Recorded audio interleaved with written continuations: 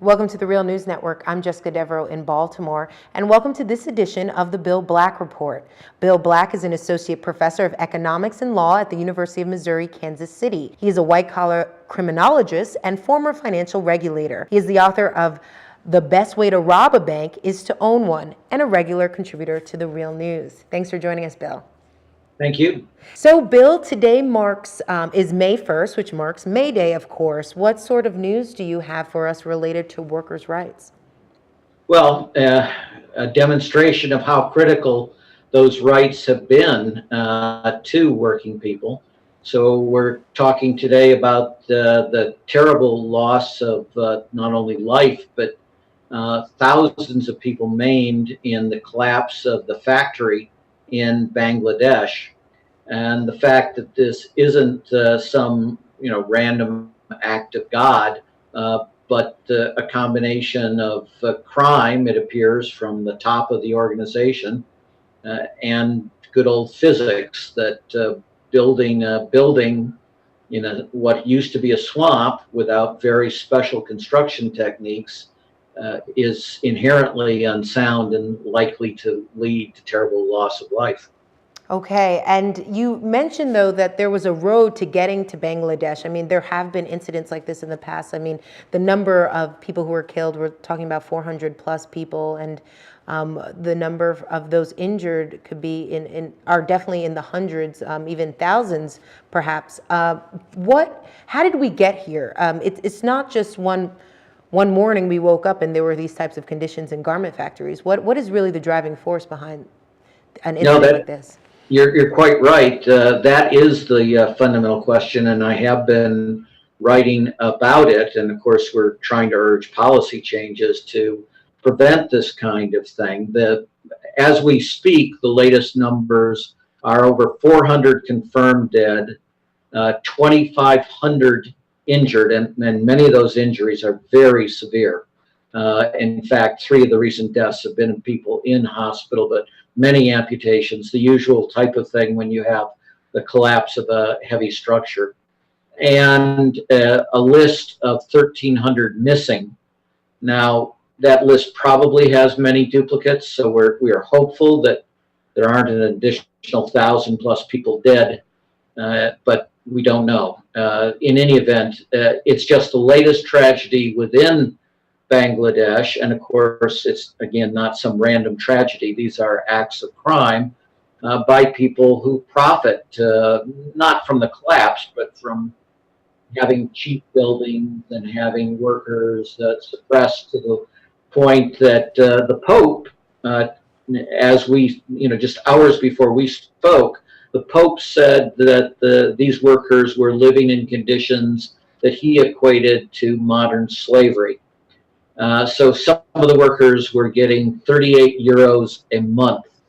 Now that is almost exactly the definition of what the United Nations calls extreme poverty. So these are people who are fully employed, often working substantial overtime, and with all of that employment, they are in extreme poverty. And that's become the norm, and that's why I dubbed this process the road to Bangladesh. And in the European context, this has come up recently because the euro, as we've talked about in the past, doesn't provide any good means of responding when your nation is caught in a severe recession or Great Depression. And so what Germany is imposing on the periphery of Europe is a combination of austerity, which makes the recession much worse, and a demand for what they call labor reform. And of course, reform sounds like a good word, but it's mostly designed to make it far easier to fire people so that you can lower working class wages very substantially and force the workers into ever deeper price competition with each other. And so, been to Ireland and Spain and Italy and such. And in Ireland, the whole strategy is to lower working class wages to the point that they can outcompete the Spanish, but the Spanish are trying to lower wages for Spanish workers to the point that they can outcompete Portugal, which is trying to lower wages to outcompete southern Italy, which is lowering wages to try to outcompete Greece, which is lowering its wages to try to outcompete Turkey. And the result of all of this dynamic is that you end up in a Bangladesh-like circumstance where even if people are fully employed, they're in extreme poverty, where you pit the poor against the poor so that they can't insist on safe dwellings. This is, a building collapse that's caused more losses, but the fires in Bangladesh, in garment factories, have killed hundreds recently as well. And it's the usual thing. You find that the fire codes aren't enforced, that key exit doors are locked, supposedly to stop theft. If anybody's familiar with the Triangle fire in the United States, we're recreating these conditions in much of Bangladesh. And two things that I've warned about this dynamic in a group, a conference, economics conference in Ireland in November of 2012 called Kilkenomics. And my co-panelists said, what are you talking about? You're crazy. Bangladesh is the great success story of rapid economic growth. If we're putting Greece on the road to Bangladesh, then that's great for Greece. And so you get an idea of how really criminogenic these kinds of theoclassical economic dogmas are, where they don't see anything as to what's happening at the level of the people. They see the profits of the businesses and they think that's great. And the second one was I did the keynote speech to this Public Eye Award, which is a shaming award for Goldman Sachs. And this is the Berne Declaration, and Greenpeace Switzerland do this annually, and they do it in Davos, which is the site of the World Economic Forum. Well, it turns out the World Economic Forum is this very right-wing group of business types, and they have a supposed scale that talks about whether a country is competitive. And other, even more right-wing folks have ones that call it freedom. But the World Bank has something called the Doing Business Index. And all three of these things share a common theme, which is if you comply with the International Labor Organization, the ILO standards designed to protect workers from, being killed at work, which you would think could be a non-controversial thing, then you're a bad place. You're a bad nation. You're not competitive. It's not a good place to do good business.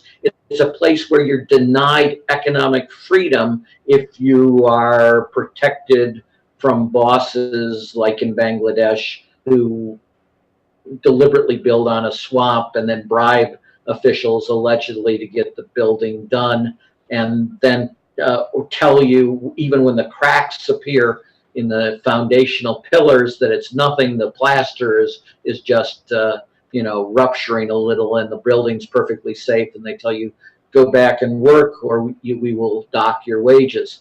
So that dynamic, which is at the level even of an associate enterprise of the World Bank, is steadily pushing. Those indexes are used in the parliaments of all these nations to say, see, this is a race, and we've got to win the race. And the way you win the race is to destroy worker protections. And the result is of this dynamic, you create what we call a Gresham's dynamic. Bad ethics drives good ethics out of the marketplace.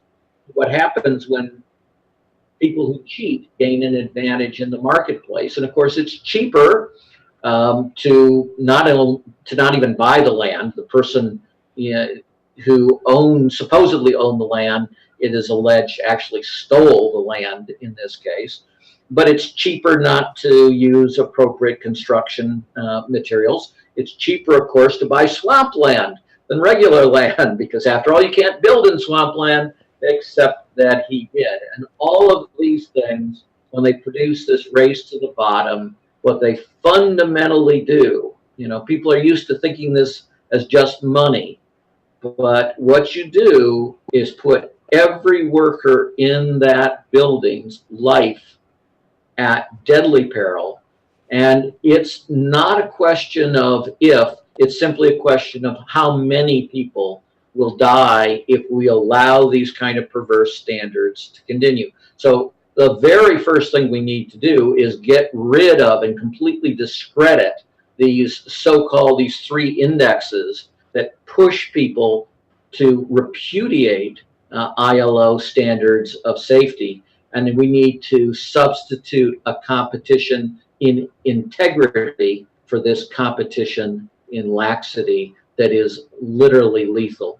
If any of our viewers who've studied economics, we're talking about is markets for lemons, very poor quality goods, in this case a factory.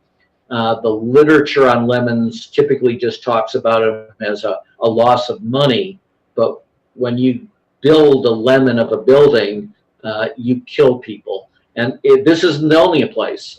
This happens through much of the world where there's significant seismic risk, earthquakes in other words. They bribe the building inspectors. Often the building codes are very good, but it's cheaper to build a building without appropriate rebar, with thinner concrete, et cetera, et cetera, et cetera. And those buildings collapse. And of course, the saying among people that study earthquakes is that earthquakes don't kill people, buildings kill people. Absolutely. Well, thanks for joining us, Bill. Thank you. And thank you for joining us on the Real News Network.